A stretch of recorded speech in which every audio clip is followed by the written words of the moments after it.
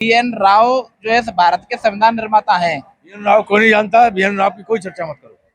BN Rao ने अपने आप खंडन कर दिया कि मैंने नहीं लिखा है संविधान, संविधान के निर्माता परम पूज्य बाबा साहब डॉक्टर भीमराव अम्बेडकर जी है। इस जीत को कोई रोक नहीं पाएगा, मूर्ति लगती रहेगी, आज नहीं तो कल मूर्ति बाबा साहब भीमराव अम्बेडकर की हाई कोर्ट के अंदर लगेगी, उसको कोई नहीं रोक पाएगा। आज जनपद मथुरा में हमारी मथुरा की यूनिट के पदाधिकारियों के द्वारा एक बुद्धिजीवी समाज के लोगों का सम्मेलन हुआ।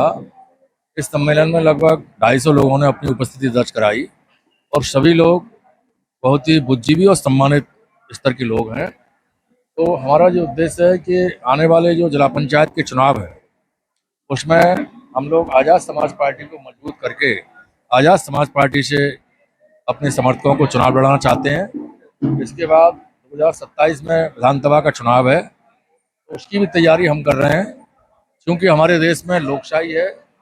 लोकशाही का मतलब आम जनता को अपना मत देकर अपने हितों की सरकार बनाना होता है। तो हमारे जो बहुजन समाज के लोग हैं, यदि उनको हम सम्मेलन करके जागृत नहीं करेंगे, आज़ाद समाज पार्टी और मानवर बाबा साहब मानवर कांसीराम साहब और भाई चंद्रशेखर आज़ाद जी के संघर्ष को नहीं बताएंगे, तो हमारा ये जो समाज है इतना भोला है कि ये मनुवादी लोगों के टीवी और अखबार से गुमराह होकर उनके साथ चला जाता है। हमारा ये प्रयास है कि हम इस प्रकार के सम्मेलन लगातार सभी तहसीलों में, सभी ब्लॉकों में बड़े पैमाने पर कर रहे हैं पूरे उत्तर प्रदेश में। अभी हमारे जो राष्ट्रीय अध्यक्ष हैं वो हर मंडल में प्रबुद्ध वर्ग के सम्मेलन कर रहे हैं। अभी 6 सम्मेलन हमारे हो गए, 12 और होंगे।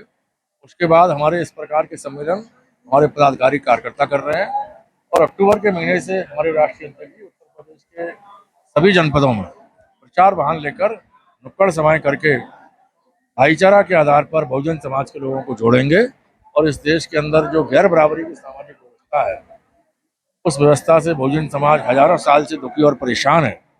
इनकी हालात को बेहतर करने के लिए प्रयास करेंगे कि हमारे लोग आज़ाद समाज पार्टी में जुड़ें और आज़ाद समाज पार्टी को मजबूत करें।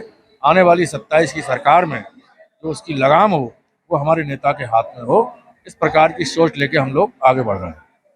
अभी कुछ समय पहले BSP मुखिया मायावती जी ने ट्वीट किया था कि चुनाव आने वाले हैं, बरसाती मेंढक जिस तरीके से घूम रहे हैं नीला झंडा लेकर, उनसे बचना चाहिए। ये बरसाती मेंढक कौन है और किसको ये उपदेश दिया जा रहा है?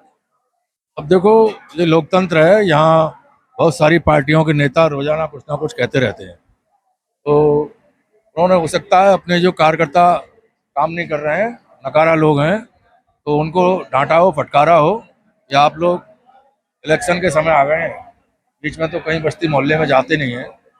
हालांकि मैं उनके बारे में टिप्पणी करना नहीं चाहता हूँ, पूरा देश जानता है पार्टी की जो मुखिया हैं वो इलेक्शन के समय ही केवल एक दिन 5 साल में जाती हैं और बीच में कहीं जाती नहीं है।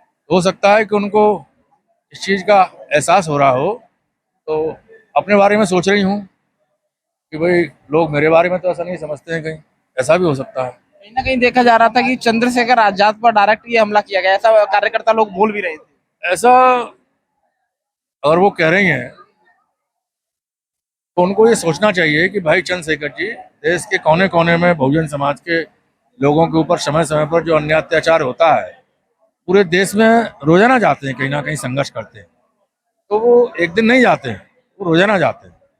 उनको भी जाना चाहिए, करना चाहिए समाज के लिए काम। उन्हें घर नहीं बैठना चाहिए, समाज की लड़ाई को लड़ना चाहिए। BSP लगातार प्रयास कर रही है कि 2027 में इस बार चुनाव जीत के गद्दी पर बैठेगी। क्या उम्मीद है किस तरीके से आजाद समाज पार्टी लगातार जमीनी स्तर पर काम कर रही है, BSP और ASP गठबंधन से लड़ना चाहेंगे या अलग अलग? देखो, बहुजन समाज पार्टी के बारे में मुझे टिप्पणी नहीं करनी चाहिए।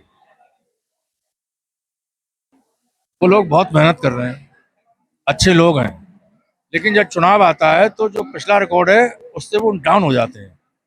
30.5% से 7.5% पे वो आ गए। तो वो कितना काम कर रहे हैं, कैसा कर रहे हैं, उन्हें खुद अपना अध्ययन करना चाहिए।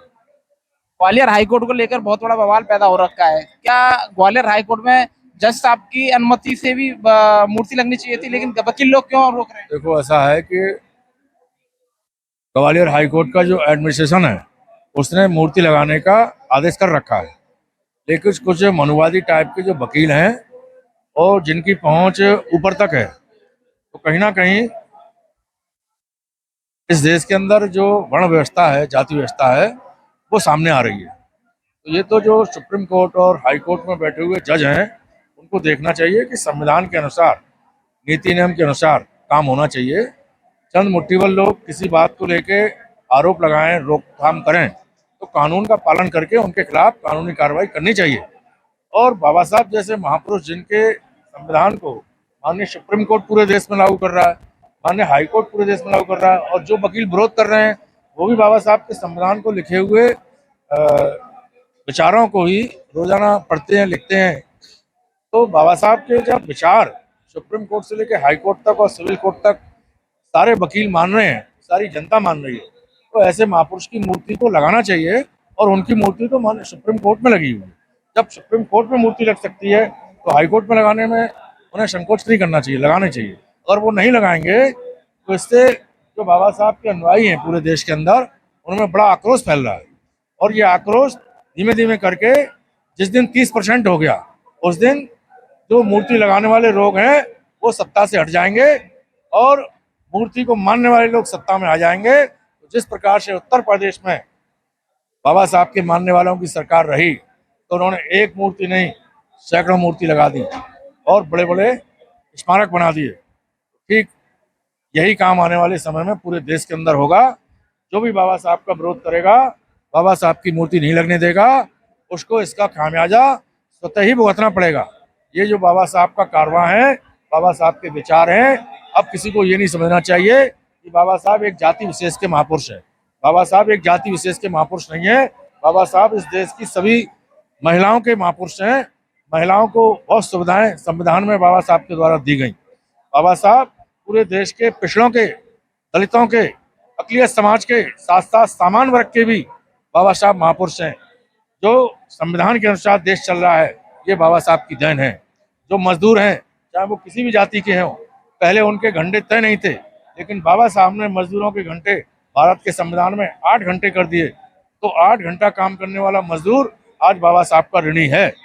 बाबा साहब के संघर्ष से सभी लोगों को सुविधाएं मिल रही हैं। तो बाबा साहब को अगर कोई लोग एक जाति विशेष का मानते हैं, तो उनकी गलत फहमी है।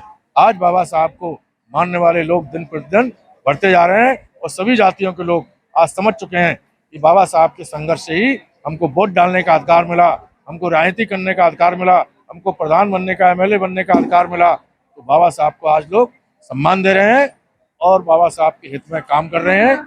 धीमे धीमे करके हमारी बात आगे बढ़ेगी, क्योंकि हमारा जो सोशल मीडिया है, इसी से हमारी बात आगे बढ़ रही है।